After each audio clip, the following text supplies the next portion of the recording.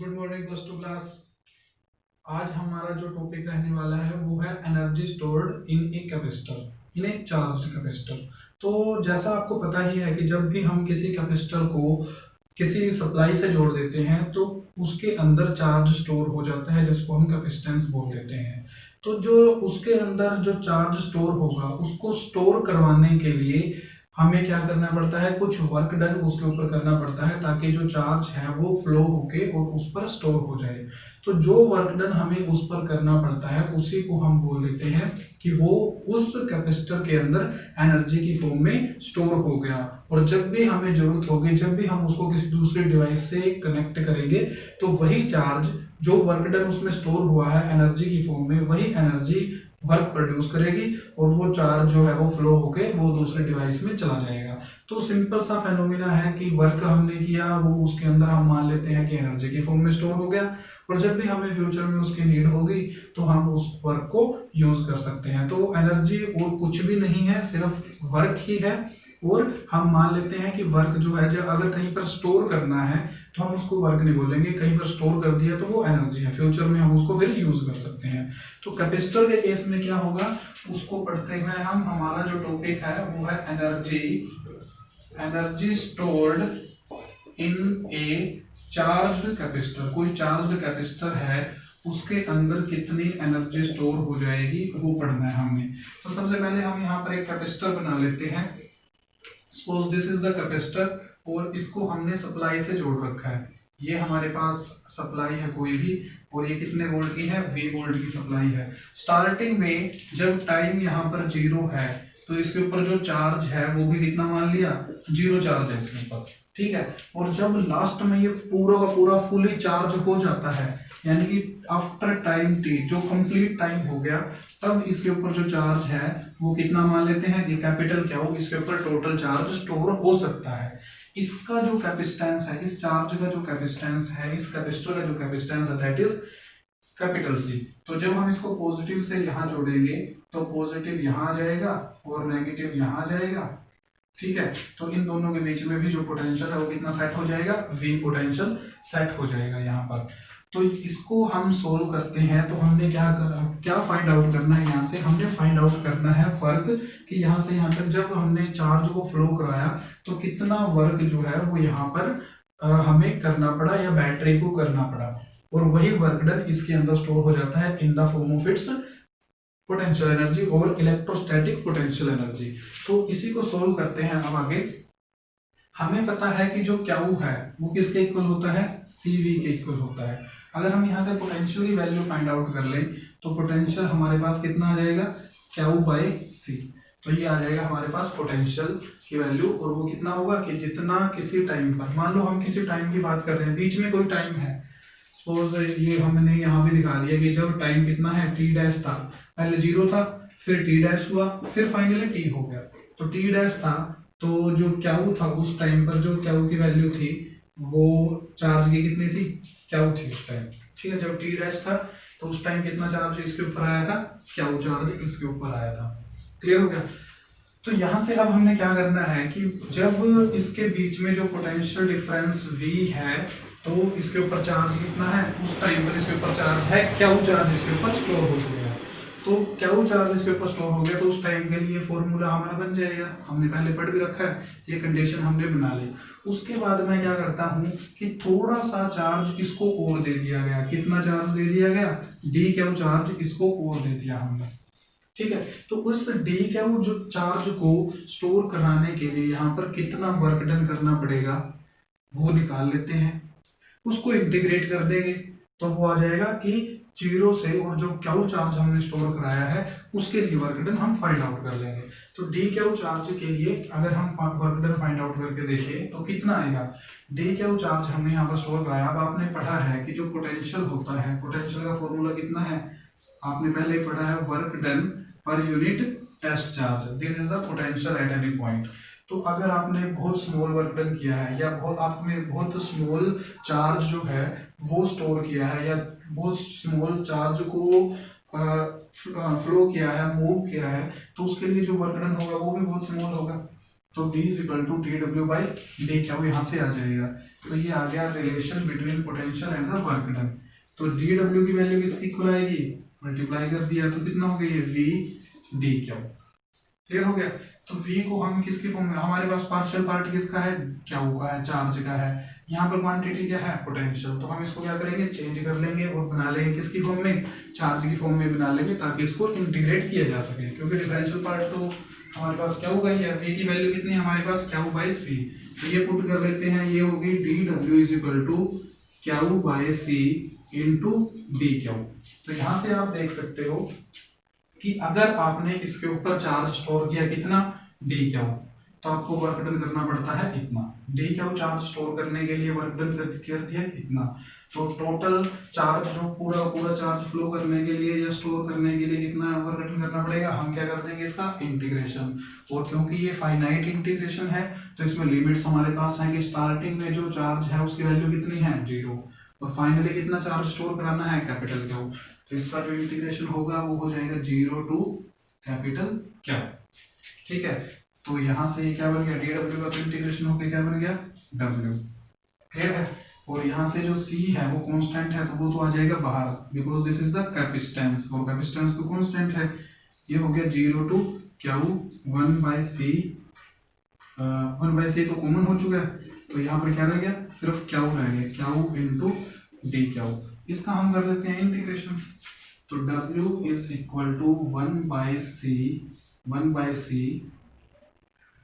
और यहाँ से क्या होगा, इंटीग्रेशन क्या हो जाएगा, q square by 2, q square by 2 into 0 to capital Q.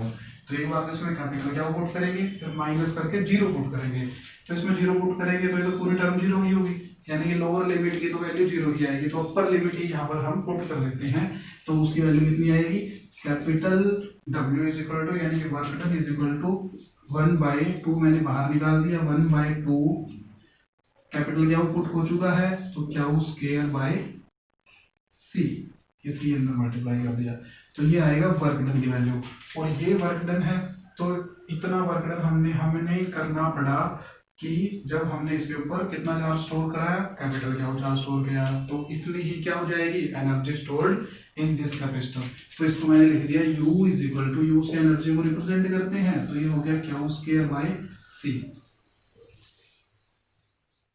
ये आ गया हमारे पास energy stored in the parallel plate capacitor when it is connected to supply. ठीक है। तो ये आ गया आपके पास एनर्जी, और ये किस किस की फॉर्म में है, क्या वो और सी की फॉर्म में है।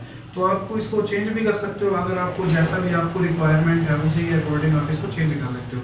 जैसे क्या वो और सी की फॉर्म में आपको मिल गया, आपको मान लो चाहिए सी और वी की फॉर्म में चाहिए, कैपेसिटेंस और पोटेंशियल की फॉर्म में चाहिए, तो आप क्या करोगे, क्या की वैल्यू क्या होती है, सी वी होती है, तो यहाँ पर सी वी पुट कर दोगे। तो U इज इक्वल टू कितना हो जाएगा, 1/2, क्या की जगह क्या हो गया, सी वी, और क्या का स्क्वायर है तो कितना हो गया, C square V square divide by नीचे क्या है सी, कैंसिल हो गया, तो कितना बचेगा 1/2 सी स्क्वायर, सी तो कैंसिल हो गया, सी वी स्क्वायर, ये बच जाएगा सी वी स्क्वायर। ऐसे ही आप इसमें क्या और सी की फॉर्म में मिल गया, सी और वी की फॉर्म में मिल गया। अब आप किसकी फॉर्म में निकाल सकते हो, क्या और वी की फॉर्म में निकाल सकते हो। तो क्या और वी की फॉर्म में निकालने के लिए हम क्या करेंगे, सी को नेगलेक्ट कर देंगे, तो सी की वैल्यू पुट कर देते हैं। क्या फॉर्मूला है, क्या is equal to C V, C की वैल्यू कितनी आएगी, क्या बाई वी। तो सी की जगह क्या पुट कर देते हैं, क्या बाई वी, या क्या बाई वी यहाँ पुट कर दो, बात एक ही है, वही एक्सप्रेशन बन रहा है। तो U इज इक्वल टू कितना हो जाएगा आपके पास 1/2, सी की वैल्यू कितनी आएगी, सी की वैल्यू हमारे पास हो जाती है क्या बाई वी, तो ये हो गया क्या बाई वी इंटू में क्या है वी स्क्वायर, एक से ये कैंसिल हो गया, तो ये बन गया U इज इक्वल टू 1/वी।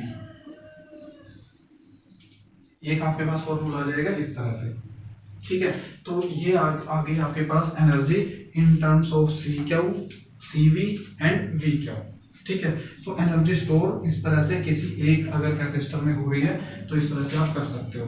लेकिन अगर आपके पास एक कैपेसिटर नहीं है, आपके पास पूरा नेटवर्क है, पूरा पूरा आपके पास सर्किट है, उसके अंदर बहुत सारे कैपेसिटर्स लगे हैं, अगर वो सीरीज में भी हो सकते हैं, वो पैरेलल में भी हो सकते हैं, तो उस टाइम पर उनके अंदर कितनी एनर्जी स्टोर होगी वो हमने फाइंड आउट करनी हो। तो अगर तो आपके पास है सीरीज कॉम्बिनेशन, सीरीज कॉम्बिनेशन में आपने पढ़ा है कि जो नेट कैपेसिटेंस होगा वो किसके इक्वल आएगा, सभी का रेसिप्रोकल करके और सम कर देते हैं, सभी को जितने भी चार्ज हैं, जितने भी कैपेसिटर्स हैं आपके पास, उन सभी का रेसिप्रोकल करके अलजेब्राइक सम कर देते हैं, तो वो आ जाएगा सीरीज कॉम्बिनेशन में नेट कैपेसिटेंस।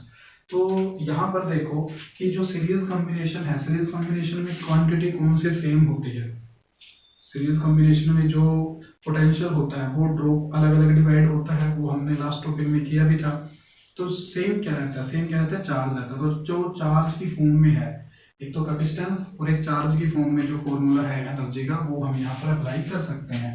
तो U इज इक्वल टू, देखो कौन सा फॉर्मूला है, चार्ज और यहाँ पर चार्ज और पोटेंशियल है, यहाँ पर कैपेसिटेंस और पोटेंशियल है, यहाँ पर चार्ज और कैपेसिटेंस है। तो ये वाला फॉर्मूला हम यहाँ पर लिख देते हैं, U इज इक्वल टू 1/2 क्या स्क्वायर, क्या वो आपने अपने केस के अकॉर्डिंग लिख सकते हो। अगर आपको स्मॉल क्या वो चाहिए, वहां पर स्मॉल क्या से रिप्रेजेंटेशन कर रखी है तो स्मॉल क्या लिख दो। अगर आपको कैपिटल क्या से रिप्रेजेंटेशन करनी है तो वो लिख सकते हो। तो मैं यहाँ कैपिटल क्या लिख देता हूँ क्योंकि हमने वही यूज कर रखा है, क्या स्क्वायर बाय सी, ये आपके पास आता है। ठीक है, तो अगर आपके पास एक नेटवर्क है, ये तो एनर्जी किसकी है, energy stored in a capacitor, जो हमने यहाँ पर यूज किया। अगर आपके पास सिस्टम कुछ और है, नेटवर्क आपके पास कुछ ऐसा है, तो इनके अंदर क्या एनर्जी जो है वो स्टोर होगी, वो निकालनी है। तो सिर्फ क्या चेंज हुआ है, चार्ज तो सब में से सेम फ्लो करेगा, ठीक हो गया। तो सिर्फ चेंज क्या हुआ है कि नेट जो कैपेसिटेंस है उसकी वैल्यू चेंज हुई है। तो नेट कैपेसिटेंस कितना हो जाएगा, 1/c। तो ये 1c तो डिवाइड में ऑलरेडी है, तो 1/c तो ये है ही है, तो इसकी जगह ये चीजें हम पुट कर सकते हैं। तो कितना हो जाएगा, U इज इक्वल टू 1/2 क्या स्क्वायर इंटू 1/c1। 1/c की जगह क्या लिख दिया, 1/c1 plus 1/c2 plus 1/c3 plus dash dash, जितने भी कैपेसिटेंस लगे हुए हैं। मान लो हमने तो 3 दिखाए हैं तो 3 तक आ जाएगा, अगर हमने n तक दिखाए हो तो ये n आ जाएगा। तो ये जैसा भी हमारा केस होगा उसके अकॉर्डिंग हम उसकी वैल्यू पुट कर सकते हैं। इसको अगर हम अंदर मल्टीप्लाई कर दें तो ये कितना हो जाएगा, U इज इक्वल टू 1/2 क्या स्क्वायर बाय c1 प्लस क्या स्क्वायर बाय c2 प्लस क्या square by c3 plus dash dash dash plus क्या स्क्वायर बाय cn। ठीक है, और ये 1/2 भी तो मल्टीप्लाई होगा ना, तो ये 1/2 हो गया, 1/2 ये भी हो गया 1/2। तो यहाँ से अगर आप देखो कि जो 1/2 क्या स्क्वायर बाय c1 है, energy stored in a capacitor क्या होता है, 1/2 चार्ज का square divide by capacitance, 1/2 charge का square by capacitance of the first capacitor. तो ये क्या हो जाएगा, energy stored in the first capacitor. Energy store इसके अंदर कितनी मान लेते हैं, U1, इसके अंदर कितनी मान लेते हैं U2, इसके अंदर कितनी मान लेते हैं U3, और कितने लगे हुए हैं, n लगे हुए हैं मान लो, ठीक है, n लगे हुए हैं। तो इसके अंदर कितनी हो जाएगी, UN। तो सबकी वैल्यूज पुट कर देते हैं, तो कितना होगा U1 plus U2 plus U3 से लेके यहाँ तक UN तक। तो इसका मतलब क्या हुआ कि जब कैपेसिटर्स किस में जुड़े हुए हैं, सीरीज में जुड़े हुए हैं, तो जब उनको सीरीज में जोड़ते हैं तो उनकी जो एनर्जी होगी वो सिंपल उनका जो एडिशन है वो हो जाएगा। जैसा कि आपने देखा कि कैपेसिटेंस जो है, अगर नेट कैपेसिटेंस आपने फाइंड आउट करना है तो वो सभी का रेसिप्रोकल करके सम करना पड़ता है, तब वो नेट कैपेसिटेंस निकल के आएगा। लेकिन अगर आपको एनर्जी फाइंड आउट करनी है तो एनर्जी फाइंड आउट करते हुए आप उसका सिंपल अलजेब्राइक सम सीधा कर सकते हो। ऐसे ही अगर जो कॉम्बिनेशन है, ये तो सीरीज में था, अगर आपके पास कैसा कॉम्बिनेशन हो पैरेलल में, तो पैरेलल में कॉम्बिनेशन करने के लिए आप क्या करोगे, जैसे यहाँ पर ये कैपेसिटेंस हो गया, दूसरा जो कैपेसिटर है वो यहाँ पर दिखा दिया, थर्ड कैपेसिटर ये वाला हो गया, ऐसे ही बहुत सारे कैपेसिटर लगे हुए हैं, और ये हो गया nth कैपेसिटर, और इन सब को आपने सप्लाई से जोड़ रखा है। ठीक है, इस तरह से ये V हो गया, C1 C2 C3 C4। ठीक है, तो यहाँ पर आपको पता ही था कि जो चार्ज है वो सब में से अलग अलग जाएगा, लेकिन जो इनके अक्रॉस पोटेंशियल होगा that will be the same because all of these are connected in parallel. That's why we are taking the formula which is taking capacitance and potential, जिसमें कैपेसिटेंस और पोटेंशियल होंगे, हम वहाँ पर यहाँ पर वही फॉर्मूला यूज कर लेंगे, क्योंकि जो क्वांटिटी सेम होगी वही पूरे सर्किट में यूज की जा सकेगी ना, तो पूरे सर्किट की एनर्जी फाइंड आउट कर रहे हैं, तो इसलिए वही हम यहाँ पर फॉर्मूला लगा सकते हैं। जो चीज अलग वेरी कर रही है हर एक के लिए, वो हम यहाँ पर फॉर्मूला अगर लगाएंगे तो एनर्जी फाइंड आउट हो जाएगी, बट वो एक्सप्रेशन हमारे लिए बहुत बड़ा हो जाएगा, टिपिकल हो जाएगा। तो यहाँ से अगर आप देखें कि जो कैपेसिटेंस और पोटेंशियल वाला फॉर्मूला है वो ये हमारे पास ये वाला है, तो U is equal to half CV², ये फॉर्मूला है यहाँ पर, ठीक है। किसका? एनर्जी का, कि इस सर्किट के अंदर कितनी एनर्जी, एक कैपेसिटर के अंदर कितनी एनर्जी स्टोर होती है, वो फॉर्मूला हमने यहाँ पर लिख दिया। और ये फॉर्मूला किसके फॉर्म में है? कैपेसिटेंस एंड पोटेंशियल की फॉर्म में। तो यहाँ पर हम क्या करेंगे, जो कैपेसिटेंस है वो उसकी वैल्यूज पुट कर देते हैं पूरे सर्किट का। अब पोटेंशियल तो पूरे सर्किट का सेम है, इसके अक्रॉस जितना पोटेंशियल रहेगा वो तो सेम है, इसीलिए तो हमने ये फॉर्मूला यूज किया। तो पोटेंशियल की तो बात हमें करने की जरूरत नहीं है। कैपेसिटेंस पूरे सर्किट का कितना होगा, क्योंकि अब हम क्या करेंगे, पूरे सर्किट की पोटेंशियल एनर्जी फाइंड आउट करेंगे, और उस सर्किट में जो कैपेसिटर्स हैं वो किस में ऐड हुए हैं? पैरेलल में ऐड हुए हैं। तो पैरेलल में जब कैपेसिटेंस होते हैं कैसे ऐड होते हैं? पैरेलल में तो ऐसे ऐड हो जाते हैं, C is equal to C1 plus C2 plus C3 plus dash dash dash plus Cn, इस तरह से ऐड हो जाते हैं। तो इन सभी को हम ऐड कर देते हैं, यहाँ पर C की जगह ये वैल्यू पुट कर सकते हैं कि जो नेट कैपेसिटेंस है, अगर हम एक सर्किट के लिए काम कर रहे हैं तो नेट कैपेसिटेंस की वैल्यू इतनी हो जाएगी, इतनी जो है नेट कैपेसिटेंस की वैल्यू हमारे पास आ जाएगी। इन सभी को अगर हम मल्टीप्लाई करते हैं तो वो कितना हो जाएगा? 1/2 V² C1 plus 1/2 V² C2 plus 1/2 V² C3 and so on plus 1/2 V² Cn। और इनकी वैल्यूज को कंपेयर करके देखें इसके साथ, ये क्या है? Potential energy of a capacitor कितनी है? 1/2 CV² कैपेसिटेंस इनटू पोटेंशियल का स्क्वायर। ये क्या है? 1/2 CV², ये भी तो वही है, तो यानी कि ये भी किसी न किसी की पोटेंशियल एनर्जी है। और किसकी होगी? पोटेंशियल तो सभी कैपेसिटर्स के अक्रॉस सेम है, लेकिन कैपेसिटेंस किसका है? C1, यानी कि फर्स्ट कैपेसिटर का, ठीक है। तो ये एनर्जी किसकी होगी? फर्स्ट कैपेसिटर की, सेकंड, थर्ड की, फोर्थ की। तो इसकी जो पोटेंशियल एनर्जी कितनी होगी? U1, U2, U3 and U1। तो इन सभी की वैल्यूज भी यहाँ पर पुट कर देते हैं, U1 plus U2 plus U3 से लेके कहाँ तक? UN तक। तो यहाँ से आपको एक और फॉर्मूला मिल जाता है कि अगर हम कैपेसिटर्स को पैरेलल कॉम्बिनेशन में अरेंज करते हैं, और पैरेलल कॉम्बिनेशन अरेंज करने के बाद उस पूरे सर्किट की एनर्जी फाइंड आउट करने की कोशिश करते हैं, तो सभी की एनर्जी, हर एक कैपेसिटर की जो इंडिविजुअल एनर्जी होगी उसका सम ही निकल के आएगी। हर एक कैपेसिटर की जितनी एनर्जी है उसका इंडिविजुअल करके सम।